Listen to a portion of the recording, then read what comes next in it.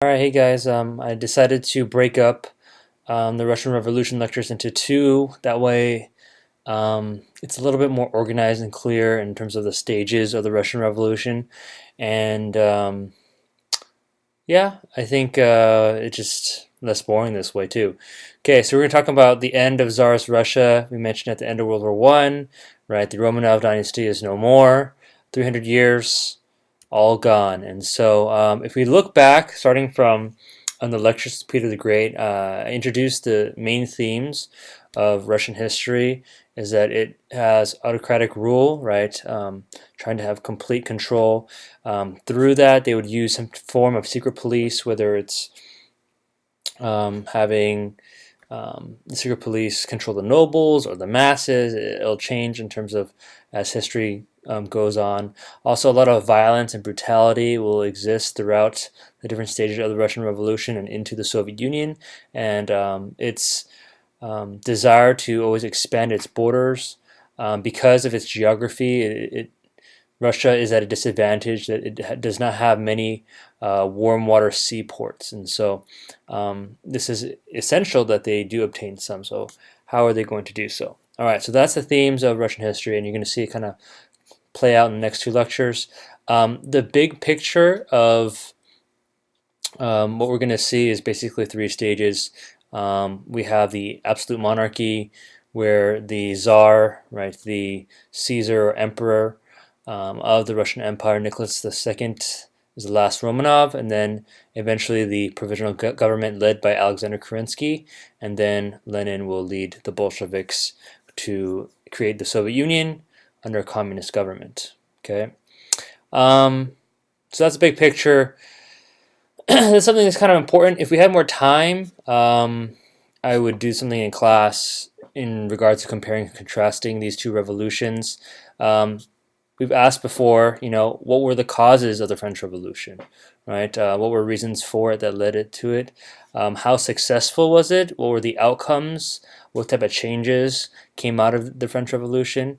And also, to what extent were the ideas of the French Revolution, now this case in Russian Revolution, successful according to its leaders of the political party, the Bolsheviks, and so keep that in mind. Think about that in terms of what are the commonalities. We're going to go over some of the things, and you'll see there's a lot of similar events that will happen. Okay, all right. So this is a straight review. You should go back to your notes of Age of Mass Politics, talking about Russia and how through Alexander II they had to, reform Russia. Okay, and over time it just began to change and rapidly change. But it came to a point where Nicholas II is the Tsar. The Russo-Japanese War, they get wiped out. They get destroyed, and then they lose Port Arthur and other territories on the Asian side of Russia, which means that they're going to now be pushed towards looking at the Balkans. We went over this in World War One. Russia, because it's suffering militarily, many of the soldiers that were constantly being sent away, people felt that they were dying for a lost cause, and that their king was not a very good leader based upon their defeat at the against Japan. Okay, also they were going through economic troubles. This is kind of similar to what happens in the French Revolution, and so a poor economy and the strains of war, the cost of war, kind of leads peasants to be extra pissed off, and they're going to demand reforms. Some reforms will come, but because it does not really revolutionize and improve the peasantry and working class life that much, okay, then you have the revolution of 1905 with Bloody Sunday, and as you know, okay, Bloody Sunday is where all the workers, 200,000 workers and peasants, are going to march to the Winter Palace demanding for reforms. So I'll review, okay? But the thing is, liberalism, though it took a while to get to Russia, it would gradually grow to the point where some parts of the Russian population, especially the middle class who had some educational exposure, working in the government, they are, trying to see some real reforms, and so eventually the army fires upon it, um, the crowd, and you have hundreds die and about 1,000 are wounded. From that point on, you're going to see some strikes, some revolts, and from this, Nicholas, Tsar Nicholas is kind of like at a standstill. He doesn't know what to do, but eventually one of the major reforms is because the Duma is going to be established. Okay, so the Duma is really important because this is now saying no longer is he going to be an absolute monarch, but now he's working with a type of parliamentary body. The problem is that the Duma is not a real power because they can't check the power of the king. King vetoes the Duma at any moment, and also Tsar Nicholas closed the Duma twice, right? So it really shows that it was not given any real power. One theme that we talked about was the autocratic rule and the use of violence. So repression is going to be used by the Tsar in order to weaken political opponents. Anyone that was going against the monarchy, then they automatically would be face violence and be crushed. Okay, and so repression is a huge part that's used under the absolute monarch system, but also instead of just having monarchy, when we have a communist government, we're going to see this return. Okay. After this, though, because we talked about Peter Stolypin, Russia will go through a mild economic recovery, but not for very long because there's going to be the war, and that's going to cost a lot, and overall it's going to be hurtful for the Russian economy. So Peter Stolypin is the prime minister that pushed for agrarian reforms, and then he's going to encourage kulaks, not gulags, but kulaks, which are more peasants that can own their own land. Okay, so at the same time, because of these ideas are happening, we had the rise of socialism. Then you have this guy named Lenin, who is the leader of the Social Democratic Workers' Party. Eventually, he'll be kicked out because socialism is not tolerated, and so he'll be exiled to Switzerland. Lenin would take on the ideas of Marxism, right? So communism, and he wants to create a communist country. What are the ideas that he's sticking to? Well, he believes, first of all, capitalism is evil, so he agrees that with Marx, and he believes that it should be destroyed, but it can only be destroyed through violent revolution. Okay, so we talked about in socialism, in the different socialist movements, there's revisionism, and Lenin is against revisionism because he feels like it's not radical enough. Okay, and it's not really going to get the job done. Also, there's going to be a socialist revolution that is necessary in order for Russia to become communist. And what this means is that even though Russia is kind of behind and industrially backwards, they're not on, they're not the strongest industrial country, but at the same time, because the peasants are struggling, because the working class is struggling, they are potential revolutionaries. Except that the one thing is that they actually need assistance.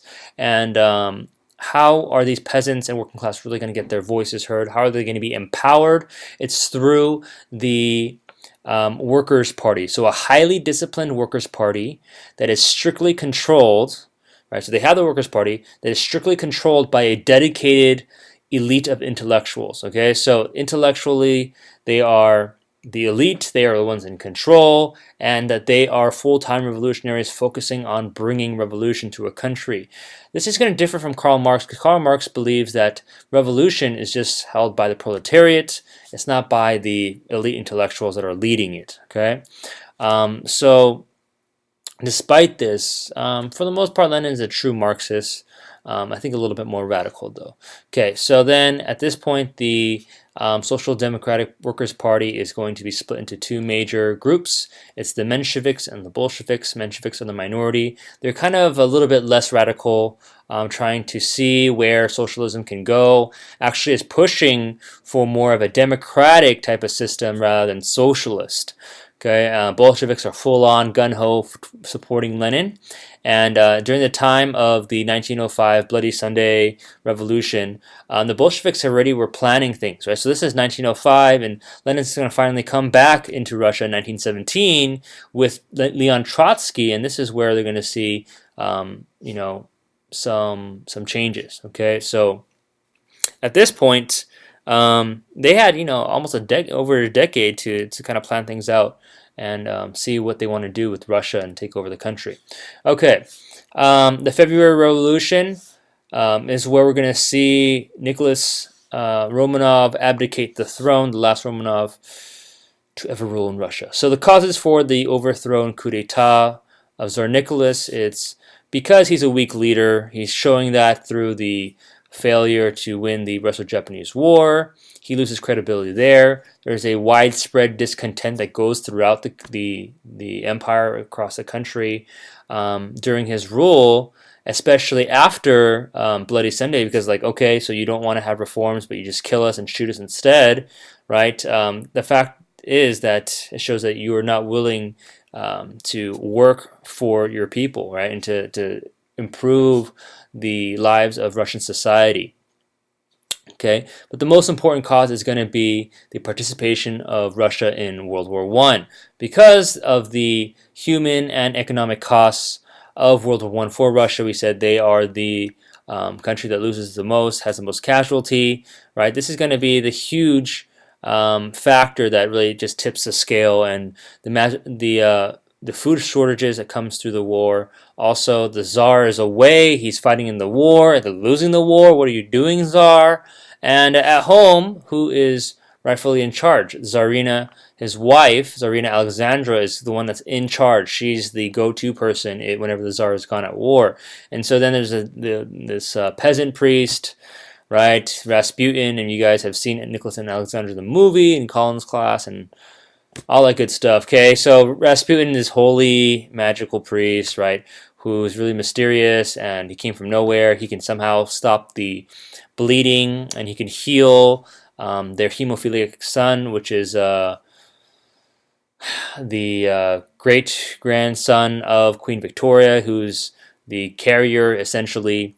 And so through all of this, that's not really that important. The main point is that Nicholas II is taking criticism because, how are you having this priest guy get close to your wife? What are you doing? You don't know how to run our country anymore. And so a lot of the Russian government ministers, a lot of the Russian population are getting wind of this. And then, yeah, okay, drama. All right, so from this, how do people respond, right? In the February Revolution 1917, we're going to see that people are begin to riot, and they're going to go on strike. And so strikes are happening because they want food. Sounds a lot like what happened in France, right? So this is about 150 years later.